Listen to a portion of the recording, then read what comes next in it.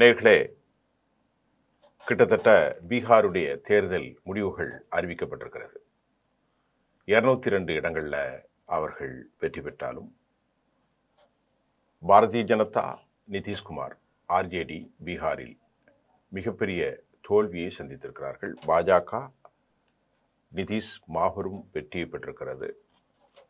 கிட்டத்தட்ட அவர்கள் பெற்ற வெற்றியினுடைய இலக்கு 202 இடங்களில் பாரதிய ஜனதா 89 தொகுதிகளில் வெற்றி பெற்று தனிப்பெரும் கட்சியாக உருவாகியிருக்கிறது. லாலு பிரசாத் யாதவுடைய கட்சி, அதாவது தேஜஸ்வி யாதவ் உடைய கட்சி 25 இடங்களிலும், பாஜக கூட்டணியில் இருந்த ஜேடியு 85 தொகுதிகளிலும், அதாவது நிதிஷ்குமார் 85, பாரதிய ஜனதா 89, ஆர்ஜேடி 25,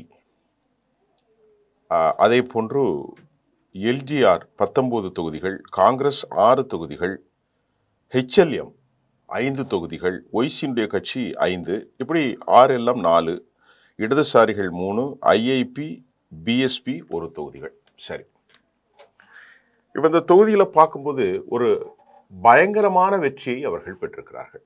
243க்கு 202னா கிட்டத்தட்ட 12, 22, 32, கிட்டத்தட்ட ஒரு 41 இடங்களை கொடுத்துட்டு மீதி ஃபுல்லாக இவங்க தான் ஜெயிச்சிருக்காங்க. ஒரு அபாரமான வெற்றி. தேர்தல் ஆணையத்தினுடைய அதிகாரப்பூர்வமான தளத்தில் பல செய்திகள் அறிவிக்கப்பட்டிருக்கிறது.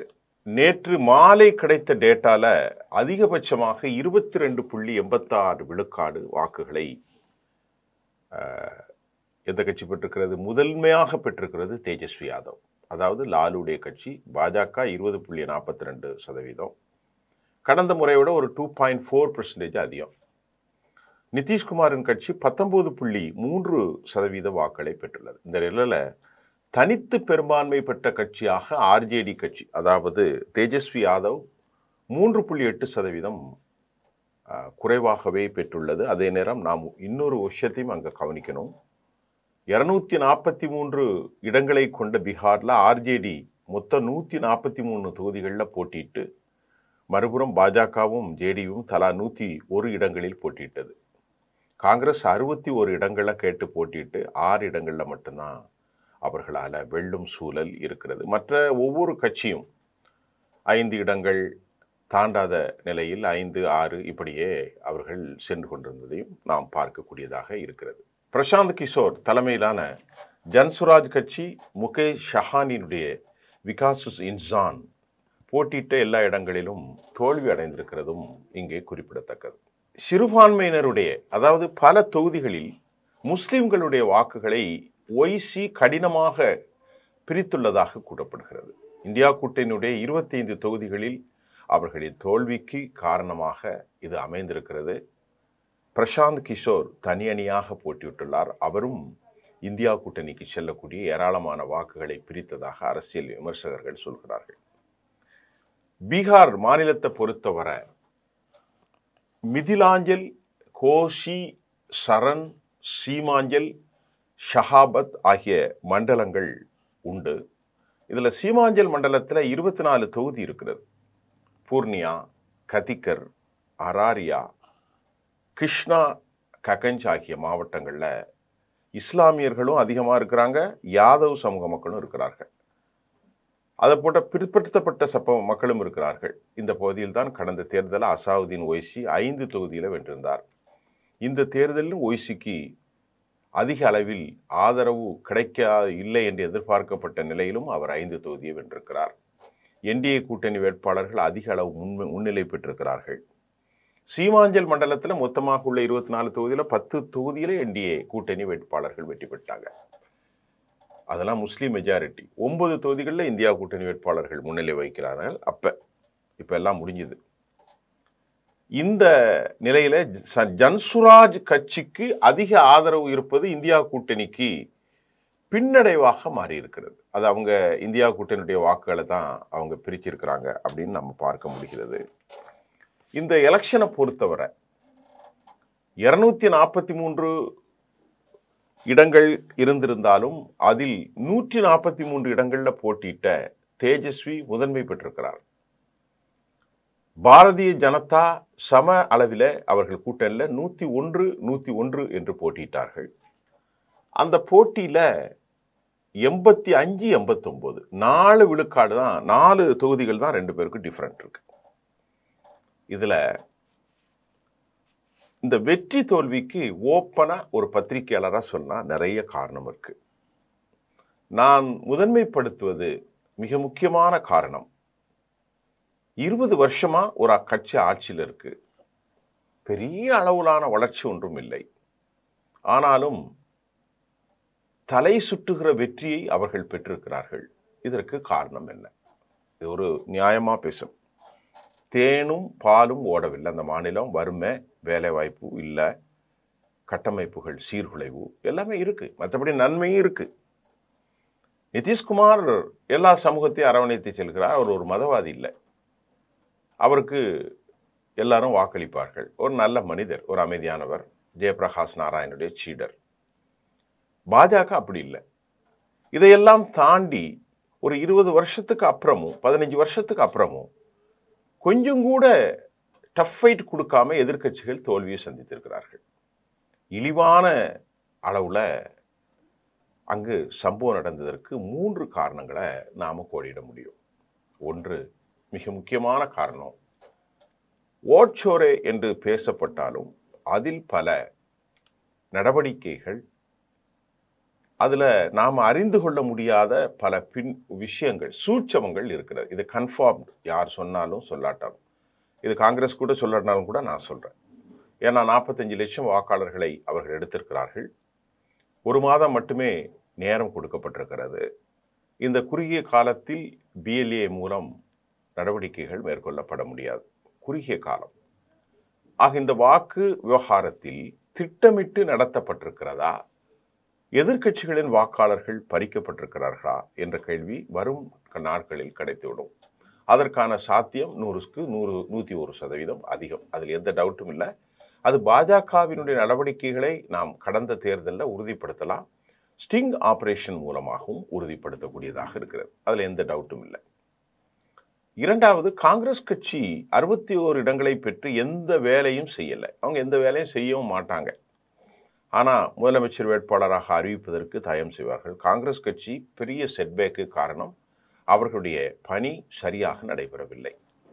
அது காங்கிரஸ் கட்சியினால் இவர்களுக்கும் பெரும் இடைஞ்சல். மூன்றாவதாக, சீமாஞ்சல் பகுதிகளில் முஸ்லிம்களும் யாதவர்களும் இருக்கிற இடத்துல, மிக மிக பிற்படுத்தப்பட்ட மக்கள் இருக்கிற இடத்துல எப்படி ஜெயிச்சான்? 10 தொகுதி, இவங்க 9 தான். அப்படின்னு பார்த்தா ஒய்சி மிகப்பெரிய அளவில் வாக்கு வேட்டைகளை ஆடி பாரதிய ஜனதாவினுடைய வெற்றிக்கு அவர் கதவை திறந்திருக்கிறார். முஸ்லிம்களுடைய மனநிலை எப்படி ஆயிருக்குன்னா, ஒய்சியுடைய பிரச்சாரம், நமக்கு சீட்டும் தரல, நமக்கு இடமும் தரல, நாம ஏன் அவங்களுக்கு ஓட்டு போடணும், முஸ்லிம்களை பகடைக்காய்களாக அவர்கள் பயன்படுத்துகிறார்கள் என்று விரைவாக பேச்சு நடந்திருக்கிறது. அதில் ஒரு குறிப்பிட்ட செக்டோரியல் முஸ்லிம் வாக்காளர்கள் பிரிந்து ஒய்சிக்கு வாக்களித்திருக்கிறார்கள். அது மிகப்பெரிய அளவில் பாதிப்பை ஏற்படுத்தியிருக்கிறது. இங்கே மட்டும் இல்லை, எல்லா மாநிலங்களும். அதாவது நான் சொல்றது டென்டா இருக்கக்கூடிய சீமாஞ்சலை தாண்டி பரவலாக 2000 ஓட்டு, 3000 ஓட்டு, சில இடங்களில் 27 ஓட்டுலாம் ஜெயிச்சிருக்கிறாங்க. 2 பக்கமும் டிஃப்ரெண்ட் இருக்கு. அதுவும் பெரும் காரணமாக அமைந்து விட்டது. இது அல்லாமல் மிக முக்கியமான காரணம், வாக்குக்கு சில நாட்களுக்கு முன்பு 10,000 ரூபாயை டிரான்ஸ்ஃபர் பண்ணது. இது எந்த திட்டமும் இல்லை.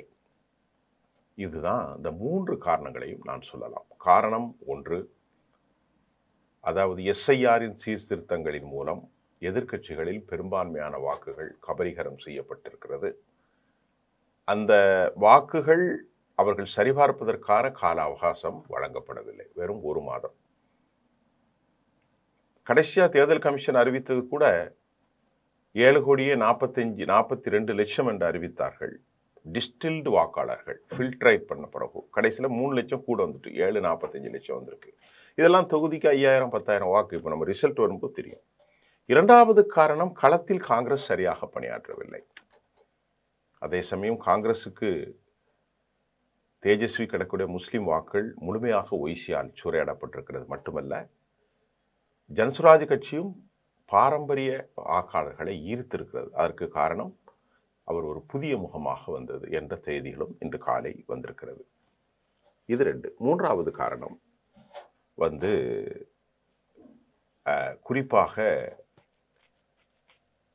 இவர்களுடைய செயல்பாடுகள் அனைத்தும் வடிவமைக்கப்படாத சூழ்நிலையில் 10,000 ரூபாய் பெரும் தாக்கத்தை ஏற்படுத்தி இருக்கிறது. ஏன்னா அந்த மக்களுக்கெல்லாம் 10,000 ரூபாய்னா கற்பனையும் செய்து பார்க்க முடியாது. தமிழ்நாட்டு மக்களுக்கெல்லாம் 10,000 15,000 ஓட்டுக்கு 3,000 கிடைக்கின்ற போது பீகாரில் இந்த 10,000 ஒரு குடும்பத்திற்கு எவ்வளோ பெரிய அமௌண்ட்டாக பார்ப்பாங்க. இதெல்லாம் அவங்க வாழ்க்கையிலே பார்த்ததல்ல. ஆக இந்த 3 காரணங்கள் எதிர்க்கட்சிகளுடைய ஒற்றுமையின்மை, அவர்கள் கடைசி வரைக்கும் ஒழுங்காக நடந்து கொள்ளாதது, மிகப்பெரிய துரோகத்தை வழக்கமாக செய்யும் காங்கிரஸ் அது செய்து கொண்டிருக்கு. இந்தியன் எக்ஸ்பிரஸுடைய செய்தி. 2வது செய்தி என்னன்னா, SIR மூலம் நிறைய வாக்காளர்கள் நீக்கப்பட்டிருக்கலாம். 3வதாக 10,000 ரூபாய். எல்லாவற்றையும் விட அவர்கள் சொல்வது 10,000 ரூபாய். இன்னொரு காரணத்தையும் சொல்ல வேண்டும். ஒய்சி மற்றும் ஜன்சுராஜ் பார்ட்டிகள் வாக்குகளை, சிறுபான்மையினர் வாக்குகளையும் பாரம்பரிய தேஜஸ்வி மற்றும் பிற்படுத்தப்பட்ட உயர் சாதி வாக்களையும் அவர்கள் பிரித்திருக்கிறார்கள். இந்த மாதிரி காரணங்கள் தோல்வியை சந்தித்திருக்கிறார்கள். யார் 84, 85, 89 மறுபடியும் நிதிஷ்குமாரை அனுமதிப்பார்கள் என்று சொல்லப்படுகிறது. பவர் செக்டோரியலாக பிஜேபி இருக்கும் என்றும் சொல்லப்படுகிறது. நிதிஷ்குமாரை அடக்க முடியாத அளவுக்கு ஒரு கண்ணியமான தலைவராகத்தான் அவர் உருவாகி இருக்கிறார். பாஜகவின் திட்டத்தின் அடிப்படையில் இவர் இல்லாவிட்டாலும் கூட அவர்கள் ஆட்சி அமைப்பதற்கு அதிக வாய்ப்புகளை இப்பொழுது நெருங்கி இருக்கிறது. இது ஒரு மிக முக்கியமான செய்தி. இப்பொழுது எதிர்க்கட்சிகள் என்ன செய்ய போகிறார்கள்? அடுத்து 26 மேற்கு வங்கம், உத்தரப்பிரதேசம், தமிழ்நாடு என்ன செய்ய போகிறார்கள்? எது செய்தாலும் அவர்கள் வெற்றி கொள்ள முடிகின்றது. அது உண்மையான ஒரு விவகாரம். அதில் எந்த மாற்று கருத்தும் எனக்கு இல்லை. சூட்சமங்கள் இல்லாமல் இவ்வளவு பெரும் வெற்றியை 20 வருஷத்துக்கு பிறகும் பெற வாய்ப்பே இல்லை. நன்றி.